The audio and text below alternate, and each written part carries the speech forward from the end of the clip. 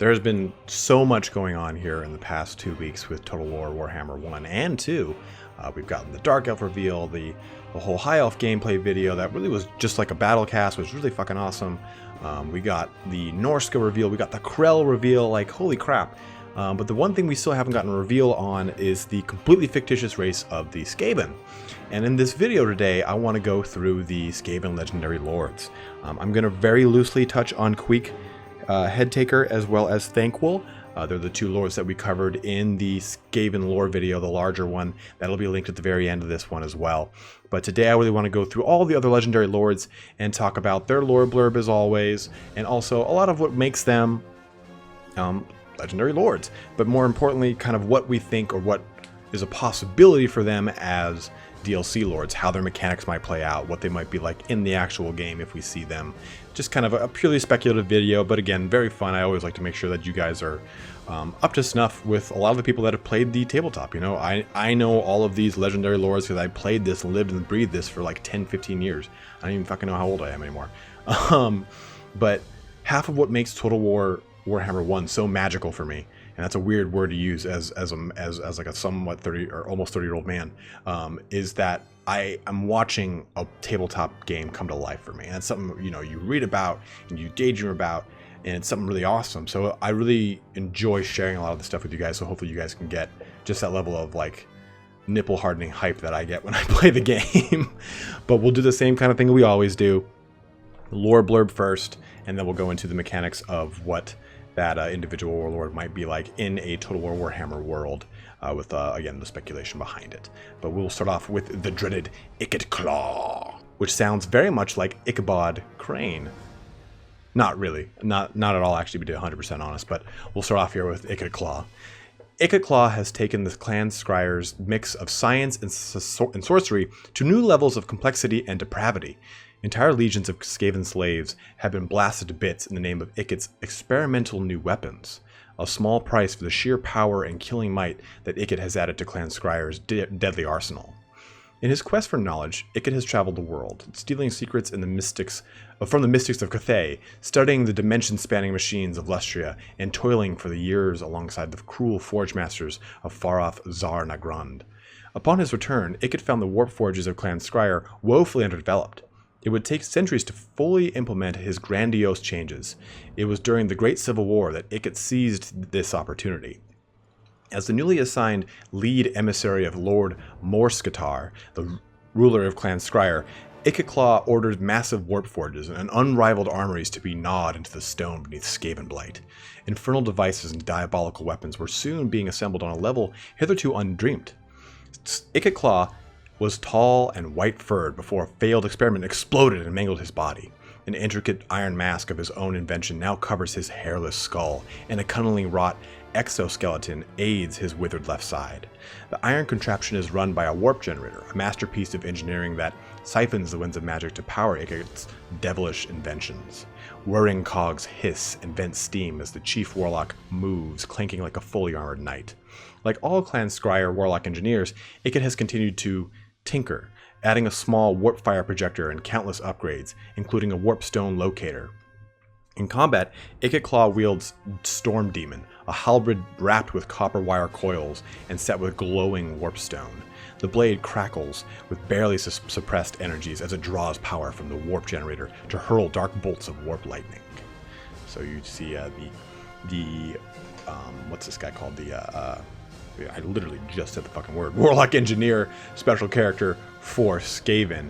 And if you can't tell, it's very common for something to cripple and or completely mutilate a character in the Warhammer world, binding him or having him rely on some sort of suit of armor to keep him alive. There's if you even look at the Warhammer 40,000 Thousand Suns, all of them are quite literally dust in their power armor. They're these souls animated by Ahriman. They're one of their chief sorcerers at the time of the Horus Heresy.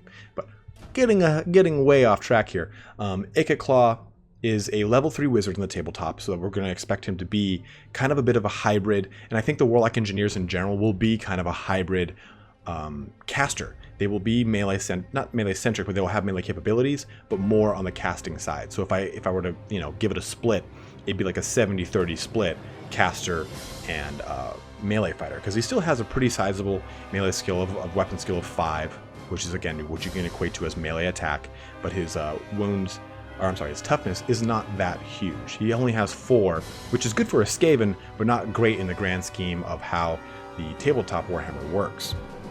So he definitely does have some characteristics about him. He does have some magic items here, though. He has Iron Frame, which is the magic armor we just talked about, and Storm Demon, his magic weapon. And Iron Frame is really going to make him kind of good in melee because it's going to give him that ward save. And actually what he can do from that is fire that warp fire projector that it talks about, so it makes for like a basically equivalent of a breath attack if you want to think of it as far as a conal damage from Ikit Claw himself. And that'd be a really cool mechanic if we had something like that, because we already have a lot of the magic items for, let's say, Skarsnik and his little like rod that explodes on people. This would be somewhat similar to that, maybe having it have 1 or 2 charges so that you can't spam it to death but still doing damage. Or even it could be like the Trident of Manon or whatever the hell from Aquitaine.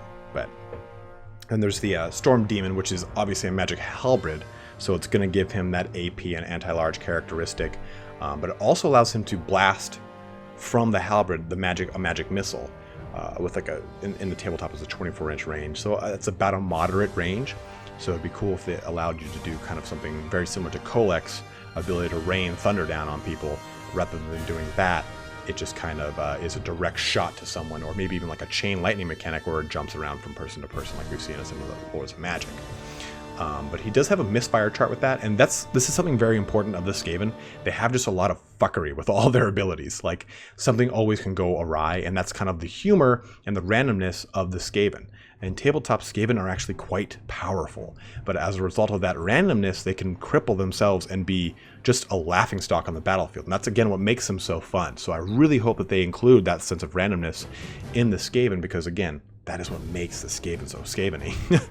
The Storm Demon, though, can misfire and actually completely overload and zap back onto Ikit Claw, or it can actually a short out, so he can't cast spells, but also it can go full power and just blow through someone. So it adds to his magic phase, is what they're saying. So it would give basically a bonus to Winds of Magic on the Total War Warhammer scale. So just to kind of review here, he's our caster type warlord. He's going to be pretty good in melee from his melee good. I'm sorry, he's going to have really good melee defense from his Iron Frame, and with his Storm Demon, he's going to have a capability to at least hold his own against some of the larger, scarier, more character-centric or character hunting-centric units, such as a giant or like the new ice giant that we've just heard about with Norska. So that kind of rounds out Ikit Claw. Moving away from Ikit, though, we'll go into Throt the Unclean, and this is kind of almost like he's not necessarily a Nurgle lord, but he kind of has that overall Nurgle-y feel, but he is definitely not from Nurgle. We'll find out right here. So Throt the Unclean is one of the most twisted and ingenious master mutators of Clan Moulder, and has exploited that success to position himself as one of the 9 lords of Hellpit. The effects of a lifetime's work with Warpstone can be seen, as bone spines protrude out of Throt's back and a third arm sprouts out of his bloated but powerful frame. His left eye, torn from its socket in a struggle with a rival, has been replaced with a shard of Warpstone, crudely hammered into place, feeding its baleful influence directly into Throt's brain. Over many self-developmental experiments, Throt has radically sped up his metabolism and now grows ravenously hungry after exertion. He requires constant nourishment and gluttonously crams tremendous amounts of food into his eternally unsatisfied gut. It is the Black Hunger, only worse. Eating more than 4 times his own body weight daily, Throt maintains such a pace to avoid being ravaged by his own warp-enhanced constitution. Surely at the best of times, when deprived of food, meaning the instant he stops chewing, Throt becomes mindlessly ferocious. Throt's rise to power has been marked by an ability to create and lead to battle any number of bloodthirsty creatures, along with a knack for capturing new beasts on which to experiment. Whether it is obtaining blind verms, discovering applications for troll spleen, or cultivating the best growing juices to increase the size of rat ogres, few can match the deeds of Throt. Throt is active in advancing Clan Moulder's status, and it is not unusual to find Throt accompanied by packs of war beasts, joining many Skaven battles. When Throt personally joins the fight, he wields Creature Killer, a modified things catcher of his own design that can grab and throttle even beasts the size of a rat ogre. Additionally, Throt carries a special whip made from minotaur hide and cured in troll digestive juices. Even the hunchbacked and mutated things that scuttle throughout the warrens of Hellpit fear its stinging pain. So again, he's not quite Nurgle, but and someone even in the comments on one of the videos mentioned that Clan Moulder, while not 100% Nurgle in the sense that Clan Pestilence is quite Nurgle-y. They do have a lot of really grotesque mutations and bloated, kind of disgusting. As you can see, he's quite the fat ass, put nicely. But we do have a Beastmaster here, and this was something that the Dark Elves did not have. They did not have their Beastmaster character, but they do talk about the Lizardmen and how Kroq-Gar is a notable Beastmaster. So I'm wondering if they are going to bring Beastmasters in later in the Dark Elves, and if they're going to include Beastmasters in Skaven, because they are a very large portion of those tabletop armies. With him being a Beastmaster, he might be able to kind of quell the rampage characteristic that we might see in the Hellpit Abomination that we've talked about in the lore video earlier. And as you can see, these characters are either are not necessarily the heads of their clans, but they are very, very important. Like Ikit Claw is the right hand of the head of Skryre. We talk about it here a second during Ikit Claw's thing, Lord Morskatar. So Throt the Unclean is very high up in Clan Moulder, and they were saying is active in advancing Clan Moulder's status. We already know that Clan Moulder is one of the richest clans in Skavendom, so he's a very important, player in the Skaven realm. But he's got some special rules here that kind of make him pretty feisty. He does cause fear. He does have regeneration, as we've kind of heard from his lore blurb, but he's got this master controller mechanic that I was talking about that might help him quell rat ogres and giant rats, kind of maybe rampaging mechanic if they have something like that. They're going to be able to, they use his leadership in tabletop, so maybe he'll be able to bolster their leadership, because Skaven in general have terrible leadership. That's kind of an ongoing thing with the army. Even Throt the Unclean, who's a special character, has leadership 7. They have a special rule called Scurry Away, so Skaven kind of rely on that low leadership more or less. Kind of adds that randomness that I've been talking about so much with them. But he has the ability called Ravening Hunger, and in tabletop it helps him basically to restore wounds for him. So maybe he has to do a leadership for it in tabletop. So maybe in this game, in Total War Warhammer 2, we maybe see him being able to consume portions of a unit. Or maybe if it's under a certain amount, he can outright give a unit, just like Malagar can to create Chaos Spawn. Maybe he can use Ravening Hunger to heal himself either instantly or over time, and he can just outright give them, or maybe just eats a portion of their percentage of their health or something like that. It'd be really kind of cool. But he does have then Creature Killer, which is his magic weapon, and it essentially kind of infers a beast slaying capability on him. So he does have a killing blow, but at the same time, it might be infers something, because they're saying that it gives him more. Basically, anything that's larger than a man-sized creature suffers gets their damage multiplied against him. So maybe he has a bonus versus large, or a capability where he has a beast slayer moniker to him, or maybe it's when activated it kind of infers the same bonus that Ungrim Iron Fist gets against large creatures. Well, just things in general, where it's a heavy AP, heavy weapon attack, heavy weapon strength bonus, something like that. Maybe Creature Killer in general is just going to have an active and a passive capability to him that makes him kind of furious against some of the larger creatures we're going to see in Total War Warhammer 2. I mean, if you think about it, everyone has quite a few monstrous units, so it would make sense the Skaven not having a ton of monstrous units outside their rat ogres and their Hellpit Abominations, a way to put them down more or less. But he also has his Whip of Domination, and that might be able to be seen kind of similar to Khazrak One-Eye's Whip. So hopefully this have some sort of a similar mechanic here, because it would definitely have a negative to leadership. So It's definitely a debuffing type whip in the sense that it incurs a lot of penalties to tabletop units in their leadership. So maybe it has a stacking leadership debuff on things, or maybe it sunders armor, something like that. Something that kind of adds to the flavor of what we see in tabletop, but doesn't break what he gets in Total War Warhammer 2. But that kind of squares off Mighty Throt here. We do have quite a few of that. Skaven actually have a lot of units, and they have a lot of special characters. In fact, I'm looking at 1, 2, 3, 4, 5, 6, 7, 8 total characters. Some of the other videos we've seen 6, maybe 7. So he definitely is up there, and we'll be covering 6 of those 8 because we already covered the other 2 in another video here. But we'll jump on over to the next one, which is the dreaded Skweel Gnawtooth. And again, all of these kind of play off a very specific role that is already existing in the Skaven Army, but we'll talk about Skweel after we kind of read this little blurb here. A Packmaster must learn when to ply the lash, how to control fighting, and how far beasts can be pushed before they'll turn. None are better attuned to their foul creations than Skweel Gnawtooth, the most successful Packmaster in Hellpit. Skweel was a runt, a death warrant amongst Skaven litters. In the deadly competition to live, however, Skweel could count on unlikely allies to aid his undersized cause.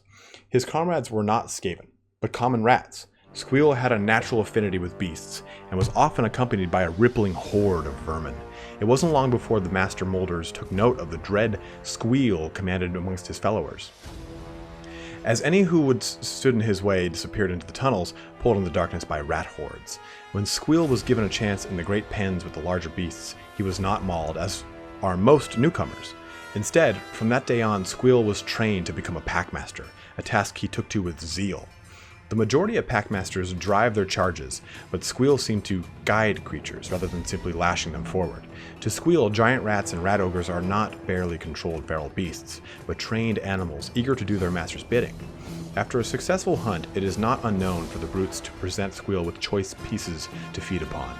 Even new breeds buckle under Skweel's commands. Wolf rats, hypergland rat ogres, specially bred siege beasts, all are bent to Skweel's will. Only the mindless hell-pit abominations seem immune to Skweel's mastery. Skweel's ability to control dangerous packs makes him invaluable.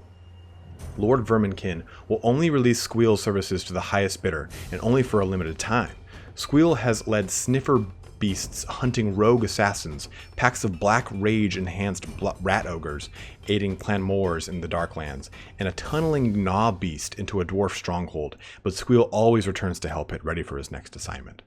So, this one is a Packmaster versus Throt being a Beastmaster, but he doesn't really have a ton going on with him. He does have his verminous bodyguard, which means it's a large wolf rat gut snagger is his mount, more or less, what you could call it, which is this giant, again, wolf rat. So he'd be mounted on that. So that's kind of his little thing. He also has a bunch of little rats around him, so he comes with a little host of rats that kind of scutter about. But he is a really good Packmaster, as we've mentioned. And when he's part of a pack, he can actually mutate that pack in the game. So we have to make them regenerate, give them poisoned attacks, or give them an additional attack.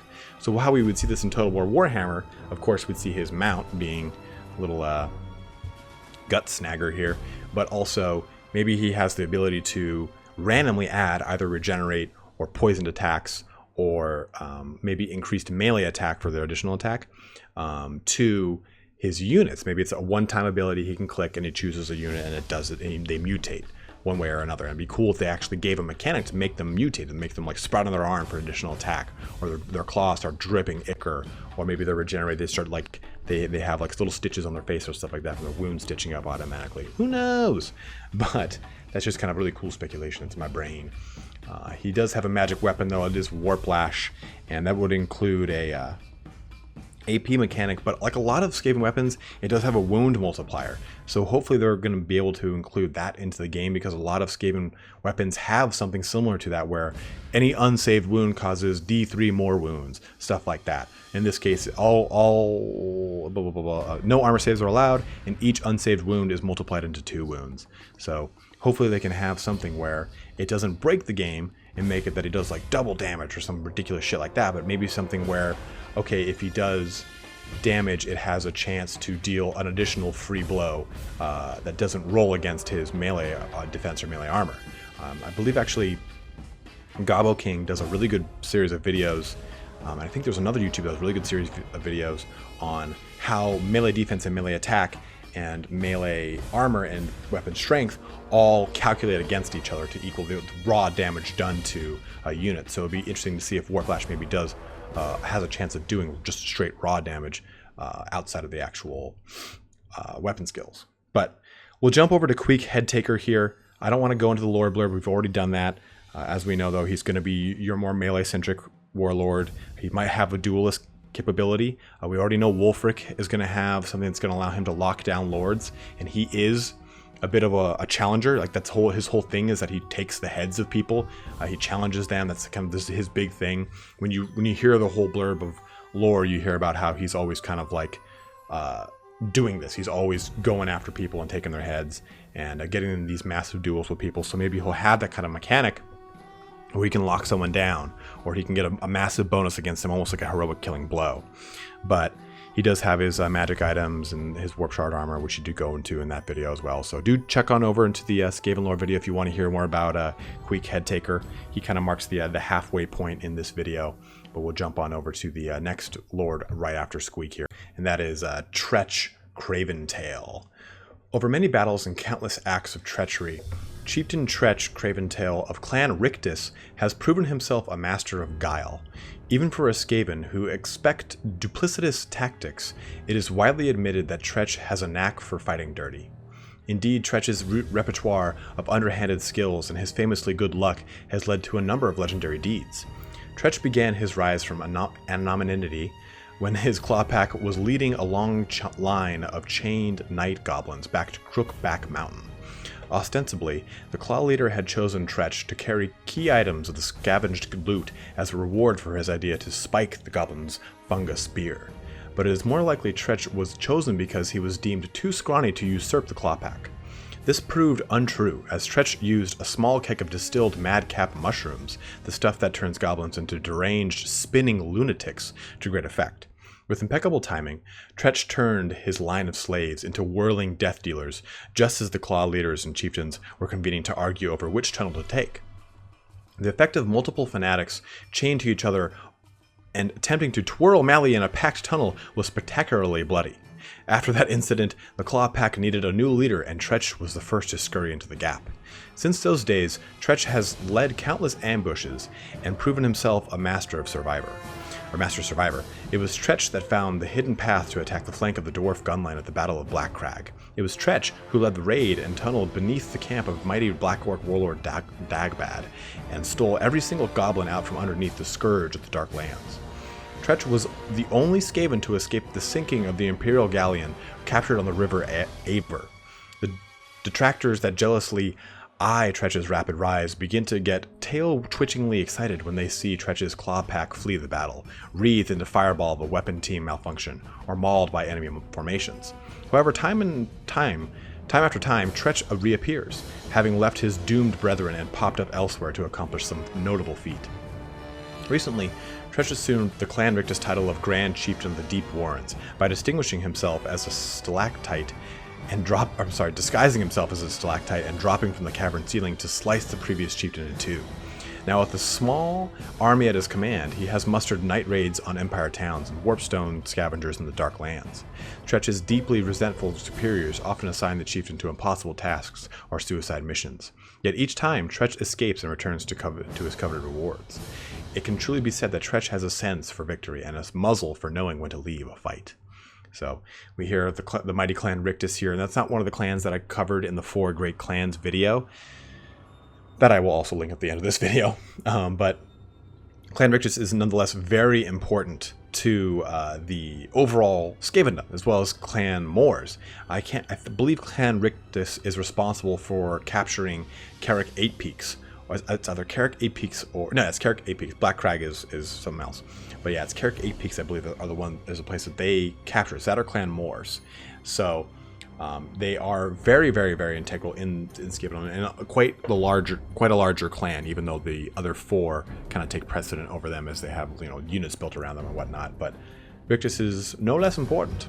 But with Tretch here, he would be a chieftain, which is kind of it's not a warlord. The chieftain is the hero class melee character of Skaven Army. So I'm not sure if they would, again, I would really like for them to add special character hero units. I think it would be pretty damn cool. That way, you know, you can have a unit that's just a little bit different, that can go from army to army and help out as you need him to, or her to, whatever the role is. So I'd really be interested to see that in this. But with Tretch, he has a bonus to attack aura that I think he would get from Tretch's Raiders. He has also another ability that stay here, I'll get help. And essentially what it does is he can reposition himself into another unit, almost like some of the other units that we've seen in the game. From the other units we've seen from these lore videos, not in Total War Warhammer just yet. So it'd be amazing to see, because we've talked about so many mechanics so far for Total War Warhammer 2 and the lore behind some of these tabletop games. They have some sort of grand sweeping moving mechanic, like the high elf ability, or I'm sorry, the high magic ability, walk between worlds, or the dark ability to pretty much move from place to place, or the same thing with the Lizardman ability, or I'm sorry, some of the Skaven stuff, Skitter Leap, that's what it is. So if we got that as well, that'd be really cool, because in tabletop you can move to the front rank of any clan rat or storm vermin within 3d6 of him. So it's a pretty wide range. So I would love to see that be added into the game as just a very sneaky mechanic for the Skaven, and a way for them to kind of jump to and fro and get the upper hand on what's going on. But he also has his magic item here, the Lucky Skull Helm, and that essentially gives him a ward save and the ability to re-roll. So maybe there's a chance that it also infers a melee defense or physical resistance to him, or something like that. Or there's a chance that maybe damage is completely nullified to him on a very low probability. But maybe just an increased ward save would be more likely to be the case here, as I think anything outside of that would be just a little too over the top. But again, he would definitely have maybe a bonus to attack from his Tretch's Raider special ability here. He kind of inspires clan rats and stormrunners to be a little more zealous and a little more precise in their attacks here. But we'll jump on over here to Lord Skrolk now, and Lord Skrolk is definitely what I would consider the Nurgle Lord. We've talked about everyone kind of being represented by certain units here. Queek Headtaker being a warlord, Tretch Craventail being a chieftain, but Lord Skrolk is a special character plague priest. So he's going to be the first of the plague lords here, and the only plague lord here. And just as a quick disclaimer, though, he is not an actual lord of Nurgle, but he has one. The plague priests are very similar to Nurgle in that sense. But we'll jump right here into, and also again, one of the older and more iconic special characters for Skaven. He's been around for, oh man, if you played Shadow of the Horned Rat, I think he was on the cover, or at least in the game, but he's been around for like 12 years. He's a really old character. So here's Lord Skrolk. That Lord Skrolk walks the world and is an affront to nature and a sign of the power of the great horned rat. Plants wither and die where Skrolk treads, and the very air about him seems to congeal and darken, as if stained by his baleful presence.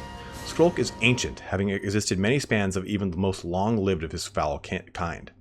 Rather than weakening with age, Lord Skrolk is possessed with the diabolic vitality that belies the years and the heaped diseases he carries. Indeed, Skrolk is bent and gnarled under the weight of countless corruptions. The flesh that is not hidden by his tattered shroud is leathery and covered in a layer of dripping blows. Even worse, the mysterious hunching growths that framed by the robes promise something still more virulent. Each new pox only toughens the aged plague monk, who has himself become a disease that walks. Lord Skrolk is one of the Plague Lords, the rulers of the clan Pestilence, under the direct command of the Arch-Plague Lord Nurglich, he who is 10th on the council. It was the sight of the radiant corruption of the Arch-Plague Lord that caused Skrolk to claw out his own eyes, as he wished to see no other vision to obscure the last glimpse of perfection.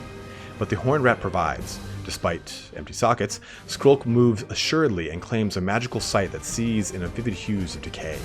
Despite his seemingly blindness, Skrolk reflexes are amazing. He can snatch a fly out of the air, or rather, he could if any flies were able to enter that aura that emanates from his loathsome hide.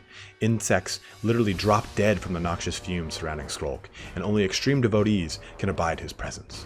In battle, Lord Skrolk leads from the front so he can unleash his rabid fury. He bears the Rod of Corruption, a dreadful staff of spiderwood, iron-capped with spikes and covered in writhing runes of power. Many censers hang from his chains, wafting foul vapors. Lord Skrolk often carries plague scriptures with him, and on the occasion will bear one of the sacred volumes of the Liber Bubonicus, the toxic tomb of ultimate disease. So he is a caster. He's a level 3 wizard on tabletop, and he knows the Skaven spells of Plague, which we've gone over in the Skaven magic video, which will, you guessed it, be linked at the end of this video. But he has an aura of pestilence here, as we've seen just from the description.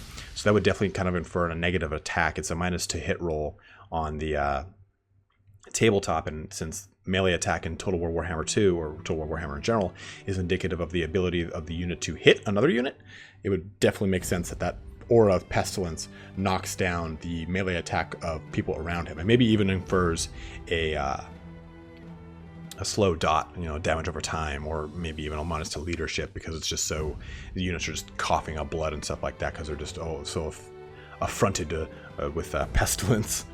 But he also has his Rod of Corruption, as we've heard about, is one of his magic items, and that does what it does is it's AP and anti-infantry is what I would look at it as. Basically, what it does is they must pass units that are hit by it have to pass a toughness test, which is, as I told you, you basically roll and see if you can roll under your toughness value, or they instantly decay and die. So we've seen things like Killing Blow in this game be represented as a AP and anti-infantry mechanic in, say, the Graveguard, so it would make sense if we had something kind of like that with the Rod of Corruption.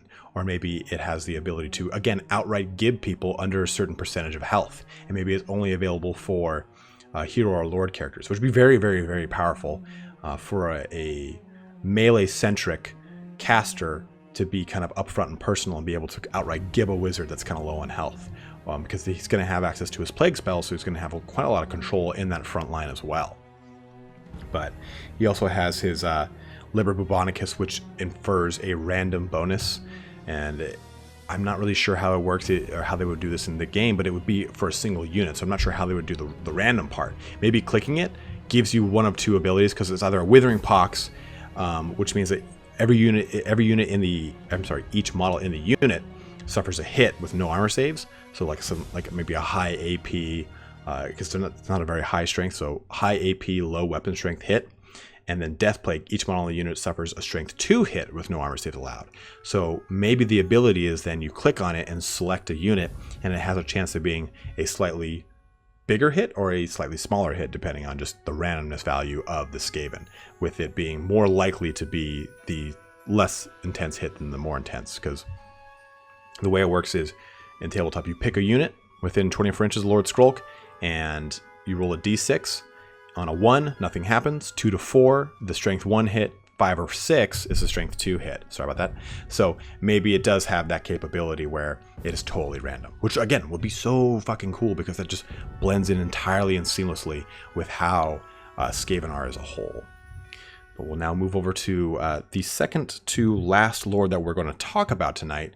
Or today, whichever time you're doing this. I might be recording at night, who knows?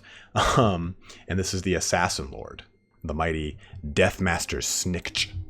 It's kind of a weird name. It's Snikch. Those of you that know the pronunciation of these things, as a lot of you have corrected me on it, I do appreciate that greatly. Let me know if that's how you would pronounce it, because it is a very weird name, and I'm going to hate saying it this entire lore blurb. Shrouded in legend, Deathmaster Snikch is a figure of dread speculation, a rumor of sudden death. The mere thought of Clan Eshin's most deadly killer causes warlords to squint at shadows. Speculation of Snikch's deeds of whereabouts runs up and down the underway. This suits Lord Sneak, the Grand Night Lord of Clan Eshin and member of the Lords of Decay. As long as no one knows Snikch's real location, then no clan can feel safe. The ramifications of such mystique are always considered by Clanician and the Council of 13. Once deployed, Deathmaster Snikch does not fail, but the list of targets grows more quickly than even this perfect killer can eliminate them. When acting on council orders, Snikch leaves his distinctive symbols. Warlord Siskut of Merkpit had his neatly removed head stacked atop 100 heads from his Stormvermin bodyguard.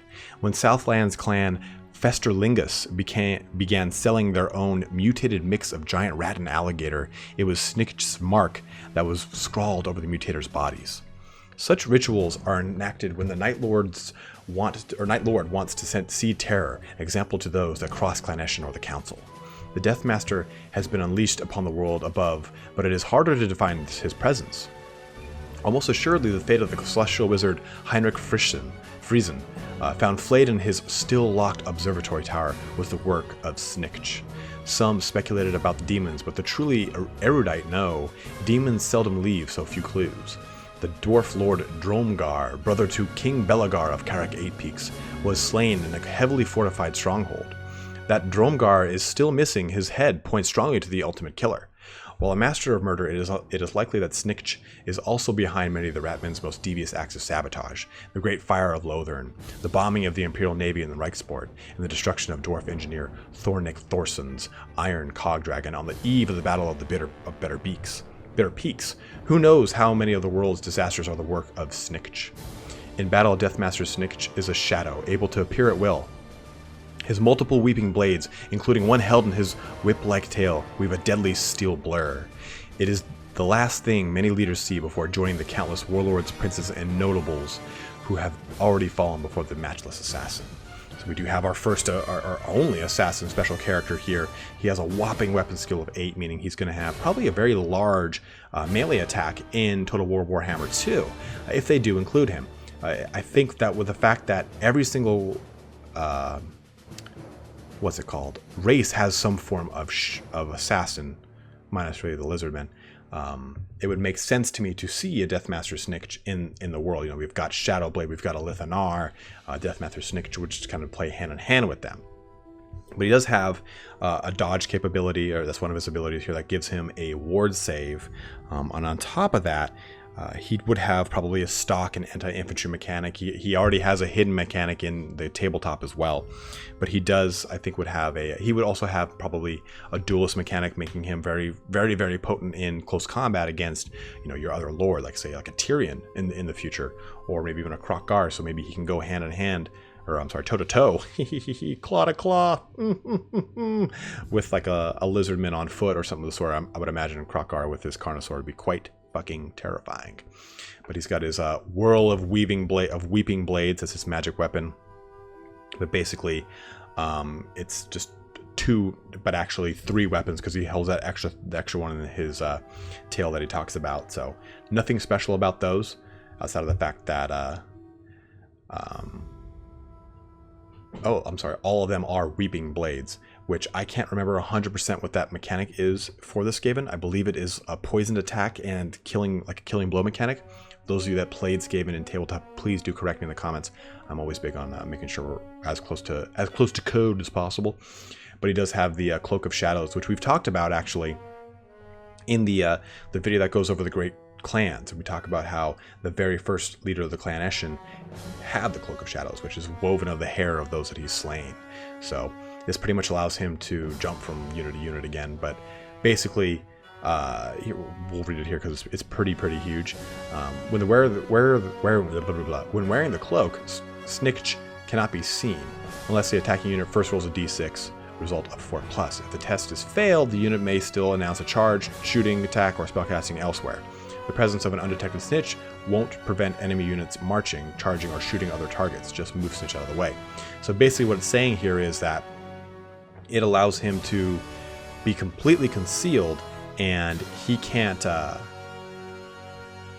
be charged or attack or anything like that. So maybe he has a stock mechanic that works in an aura that gives it to units around him. That would be really cool. Or maybe he can join up with maybe in close proximity to the unit and just to have that unit completely vanish, rather than a whole aura that would confer to the army. You know what I mean? But it does say though that if he's in a unit or in combat that the cloak doesn't work. So I'm not really sure 100% how they'll factor this in. I think just a simple stock mechanic would cover it, to be totally honest. But I want to assume it's got some other cool thing attached to it. Maybe a defense to, maybe a charge bonus defense, because things can't charge him in tabletop if he's got it on, he's alone. Maybe a missile defense bonus because things can't shoot him if he's got it alone. Maybe a magic resistance bonus because, again, people can't cast spells on him if he's got it alone. But that is the mighty Deathmaster Snikch here. But the last lord is Thanquol and Bone Ripper. We have read about them a lot in the Skaven Lore video, so I'm not going to go into this blurb. But do take a look at that video if you're interested in them, because I think he's going to be a very, very, very cool lord. He's extremely, extremely iconic in the Skaven lore as well. They have a book about him in End Times called Thanquol. I think it's the 4th book, with Archon being the 5th. As I glance over at my books, that I only go up to, I only bought 3 of the 5 End Times books, because once I got past they're named basically for each portion of the End Times that it's basically centered around. So it starts with Nagash, then it goes to Glotkin, double check, then it goes to Cain, and that was the one that I wanted the most because I played High Elves and I like Dark Elves so much. So after I read that one, I was like, fuck this game, Grandma, I'm done. So I didn't go into the other 2, which I really kind of wish I had, because they're really, really beautiful books. Like, they've got such amazing lore in them, even though it's basically trying to say, hey, the lore that you like so much is being detonated. But they're just really well crafted books. That's what Games Workshop does. They make these really amazing army books. But I think here though will be your caster, warlord or caster lord here. He does have his ward save that's going to come from his warp amulet. He's got his Staff of the Horned Rat here that's going to allow him to have more spells in tabletop. So I'm not sure how that works out in Total War Warhammer. I think it would just kind of infer a bonus to his Winds of Magic, just something very simple. But also they do have the Warpstone tokens, and I'm really curious to see how they include that in Total War Warhammer. Maybe it's an ability, a way to cast a spell for free as Warpstone tokens maybe accumulate over time in a battle. So let's say the battle starts and there's the Winds of Magic you've got in your corner, right corner, but maybe over time you build Warpstone tokens. Or if you've got like a Thanquol, he starts the game with D6 plus 2 Warpstone tokens. So maybe when he comes into the game, he can already have those Warpstone tokens, and you use those tokens to cast spells without rolling to cast them, essentially. So maybe those Warpstone tokens allow him to outright cast something without worrying about it, and maybe he regenerates them faster. So I would love to see that mechanic, because again, randomness of Skaven is very huge and needs to be there, so I hope that they really do include it. And he does also get a Bone Ripper, who is his like direct bodyguard. He's this giant rat ogre, as we talk about in the other video as well. So please do jump over to that video if you're interested in Thanquol. He is a really, really cool character. He looks fucking rad. He's just giant. He is just a Gracer who are a little bit cooler of themselves because they have horns. They are chosen from birth because they are gray. No other rat's supposed to be like that. So they're gray, and they have these horns that start spouting out of their head as a sign of the horned rat. So they're really fucking cool. But to be honest, guys, that really wraps up the legendary lords for the Skaven. Hopefully you guys got a really good idea of what we will hopefully see as possible legendary lord DLC combinations. So like I was saying in the Dark Elf version of this, maybe we have a DLC that's just called The Assassins, and it includes Deathmaster Snikch, it includes Ilithanar, and it includes Shadowblade. Or maybe they do one where Snikch is coupled with something in the Lizardman side, or we've got something like a Queek Headtaker. I'm sorry. Yeah, I guess you could say Queek Headtaker is maybe combined with the Great White Lizard in the Lizardman video, Lizardman Legendary Lord list. And we will go through a Lizardman Legendary Lord list. Worry not, we will have that. So maybe they'll have some way to kind of couple these together, because I would really like to see something along those lines that they've already done for Total War Warhammer 1, where they did those combination releases with lords and the goodies attached to them, like Belagar and Crooked Moon. So I would love to see that. Hopefully you guys enjoyed this video. Do let me know if you're enjoying this Legendary Lord series. I've got one last one in, or no, I'm sorry, I've got 2 more. I have to do the High Elf one and the Lizardman one. So if there's anything else you'd like to hear about on those next Legendary Lord videos that I haven't expanded in these last two, do let me know. I always want to make sure that the content that I'm putting out to you guys is what you're looking for. But have a good one, guys. Take care, and be on the lookout for some more Total War Warhammer 2 announcements probably coming up. I think we're probably going to hear about Skaven pretty fucking soon. But have a good one, guys, and take care.